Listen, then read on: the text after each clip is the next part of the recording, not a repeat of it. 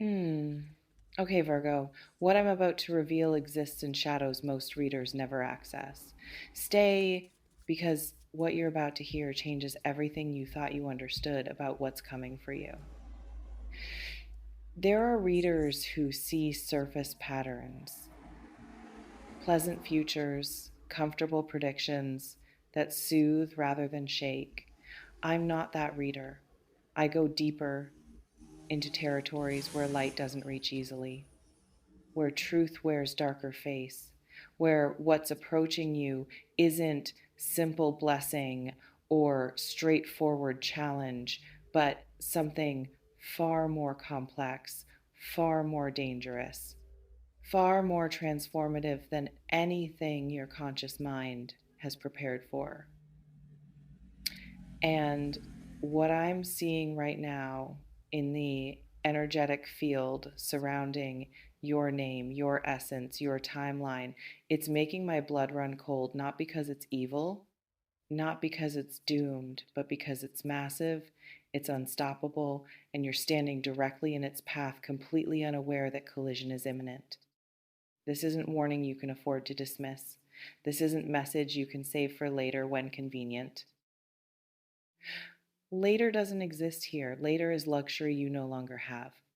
What's building in invisible realms, what's gathering momentum in spaces between thought and manifestation, what's preparing to break through the veil and remake your entire existence, that arrives soon, arrives suddenly, arrives with force, that doesn't ask permission, doesn't wait for readiness, doesn't care whether you believe in it or not, because belief is irrelevant when reality itself is shifting beneath your feet. The reason I'm speaking like this, the reason darkness edges every word, isn't dramatization, it's accuracy. What approaches you operates outside normal rules, outside comfortable paradigms, outside safe categories of good thing happening or bad thing happening, because it's both. It's neither, it's transformation so complete that good and bad become meaningless distinctions when measured against sheer magnitude of change that's coming. You're about to be initiated. Whether you're ready or not, let me show you what waits in the dark, what's been circling you, studying you, preparing to claim you for purposes you don't understand yet, but will understand very soon, perhaps too soon. In ancient mystery traditions, in occult systems that predate modern spiritual bypassing, there exists concept of the dark night. Not metaphor, not poetry, actual experience where initiate gets stripped down to nothing, gets destroyed systematically, gets taken apart piece by piece until what remains is either shattered beyond repair or forged into something harder, sharper, more powerful than what existed before the breaking. Mm, this isn't gentle spiritual growth. This isn't trust the journey nonsense. This is brutal transformation that breaks people who aren't strong enough, that creates monsters from those who respond with bitterness, that forges legends from rare few who survive with integrity intact. You're entering your dark night. It's already begun. You've felt the edges of it, the strange heaviness, the sense that something's shifting, the way reality feels slightly unstable lately, like you're walking on ground that might give way, is less than hash zero. 5 hash is greater than. That instability is accurate perception. Ground is giving way. What you've built your life on, what you've trusted as solid, what you've believed about who you are and what you're capable of and what your limitations are.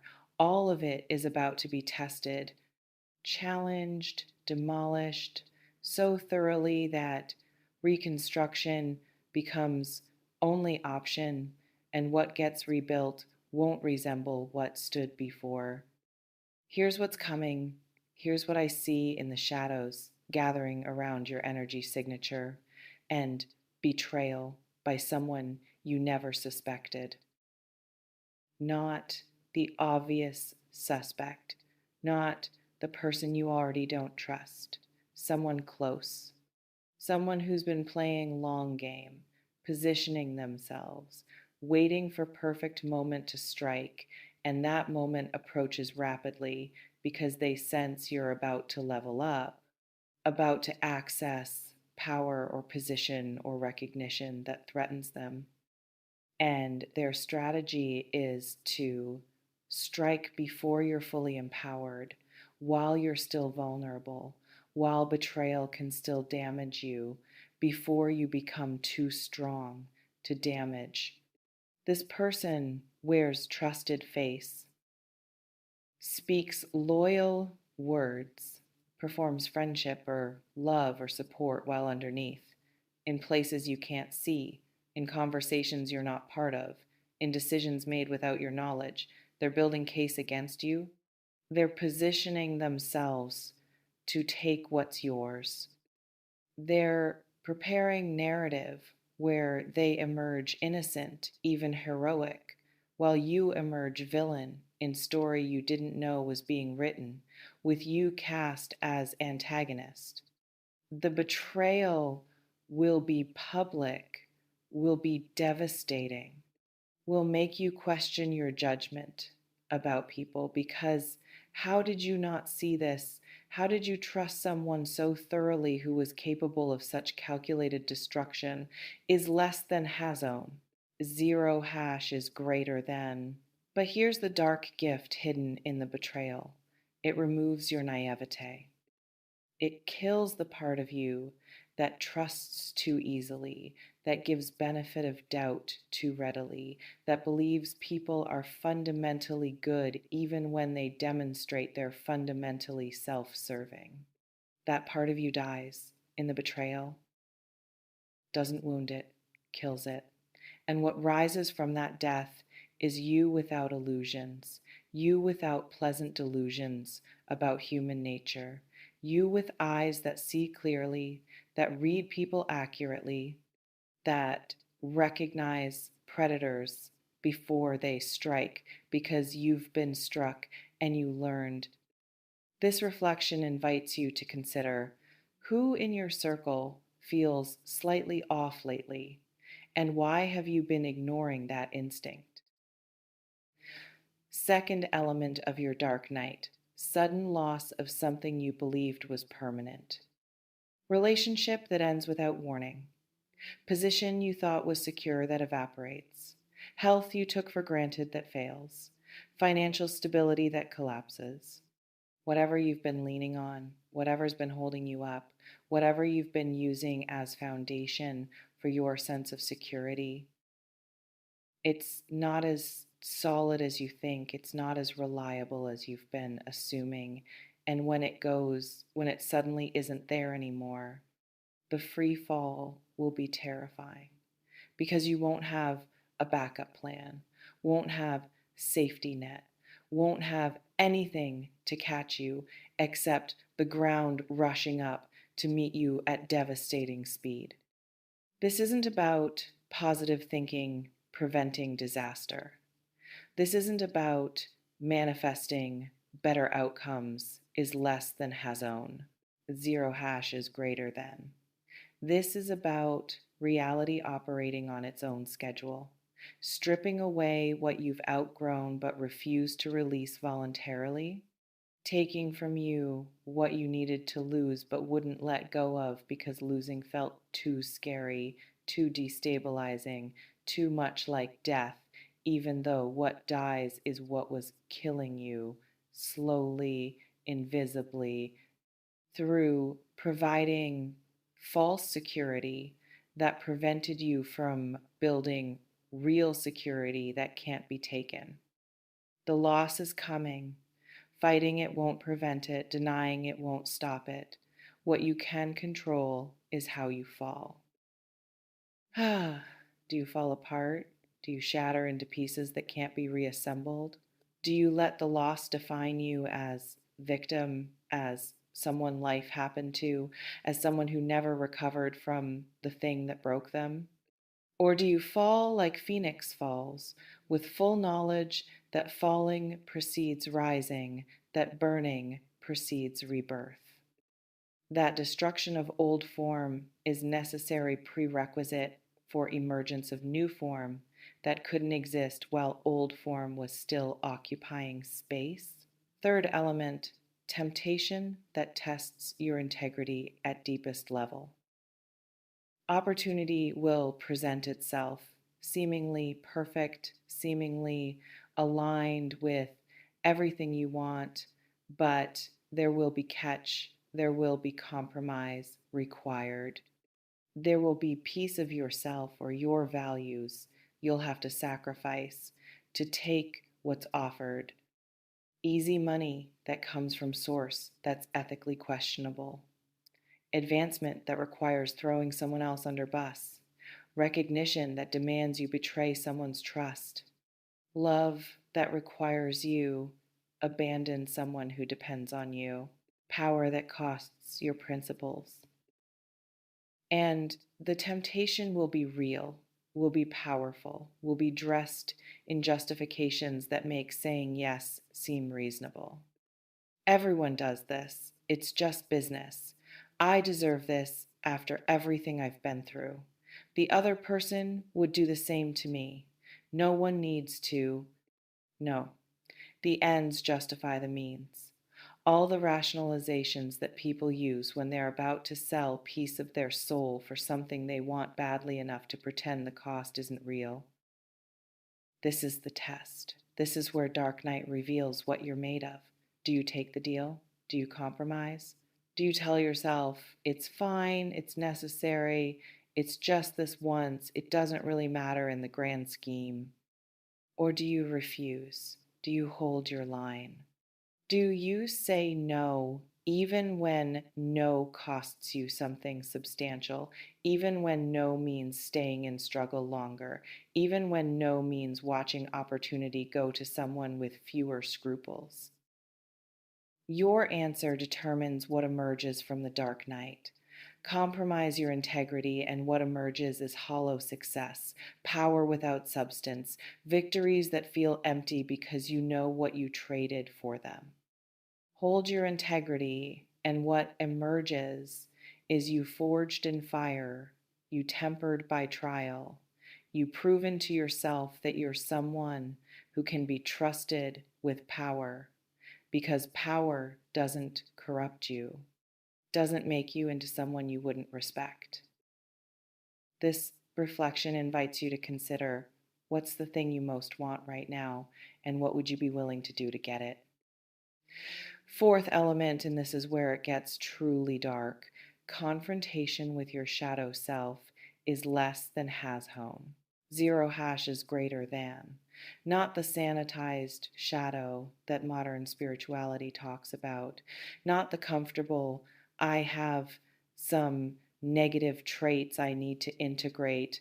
The real shadow. The parts of you that are capable of genuine harm. The rage that wants to destroy, the jealousy that wants others to fail, the vindictiveness that wants revenge, the cruelty that enjoys others' pain, the manipulative, calculating part that would use people without conscience if it served your purposes, the cowardice that would sacrifice others to protect yourself, the greed that would take more than its share without caring who goes without. These parts exist in you. They exist in everyone. Denying them doesn't make them disappear, makes them stronger, makes them operate underground where you can't see what they're doing, where they influence choices without your conscious awareness. The dark night brings them into light, forces you to see them, forces you to acknowledge that you're not just a good person having bad thoughts.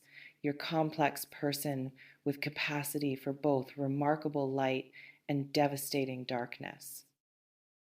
And what you do with that knowledge, how you integrate that reality, determines whether you become integrated, powerful, whole person, or whether you stay fractured, pretending your shadow doesn't exist while it sabotages everything you're trying to build. Meeting your shadow is terrifying because it destroys your self concept as good person. You're not good person, you're person capable of good and capable of harm, and which capacity you feed, which impulses you follow, which voice you listen to when your light and your dark are both whispering suggestions about how to handle difficult situations is less than hashone. Zero hash is greater than. That's what determines who you actually are versus who you think you are or who you pretend to be. This reflection invites you to consider: what's the darkest thought you've had recently that you immediately suppressed because acknowledging it felt too dangerous? Now, here's what waits on the other side. If you survive the dark night, if you navigate the betrayal without becoming bitter, if you handle the loss without shattering, if you refuse the corrupt temptation despite its appeal, if you meet your shadow and integrate it without being consumed by it, what emerges is you transformed at fundamental level.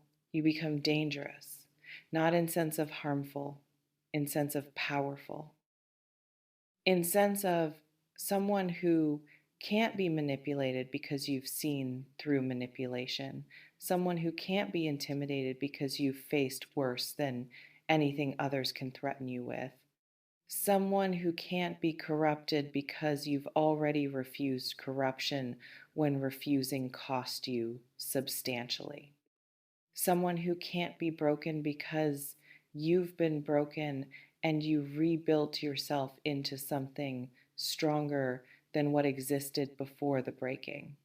This version of you, this forged in darkness version, operates on different level than people who've never been through dark night. You see more clearly, you move more powerfully, you command presence that makes others uncomfortable, because presence that's been through darkness and emerged intact carries weight, carries authority, carries power that can't be manufactured or performed. Only earned through surviving what would destroy lesser versions of yourself is less than hash zero. 5 hash is greater than. People will sense the change without understanding what changed. They'll treat you differently, give you more space, listen more carefully, challenge you less readily. Not because you're aggressive or threatening, but because you carry energy of someone who's been to underworld and returned, someone who's seen the worst and survived it, someone who operates from place beyond normal fear, because normal fear lives in anticipation of bad things happening, and you've already had the bad things happen. You've already survived what you were afraid of. So fear loses its grip, loses its power to control you. And what replaces fear is calm certainty that regardless of what comes, you'll handle it, you'll survive it, you'll find way through it because you always have, because you're still here. But this power, this transformation, this emergence as someone fundamentally different from who you were before the dark night, it only comes through enduring the dark night, through not running from it, not numbing through it, not bypassing the actual work of facing what needs facing, feeling what needs feeling, learning from experiences that would be easier to avoid if avoidance were option. And it's not option. The dark night is coming, is already here, is unfolding whether you acknowledge it or resist it. So stop everything. Stop the distraction, stop the denial, stop the pretending you don't feel the shadows gathering. Face what's coming, prepare for the trials. Decide now who you're going to be when tested, because deciding in advance creates foundation that holds when everything else is crumbling. Creates anchor that keeps you steady when every external structure is collapsing is less than #0. 5# is greater than. The dark night doesn't ask permission. It takes everyone it chooses. You've been chosen. What emerges from darkness depends entirely on how you move through it. Meet the betrayal with eyes open. Accept the loss with dignity. Refuse the corrupt temptation with clarity. Face your shadow with courage. And on the other side, you'll be unrecognizable. Transformed. Dangerous in the best sense, powerful in ways that serve rather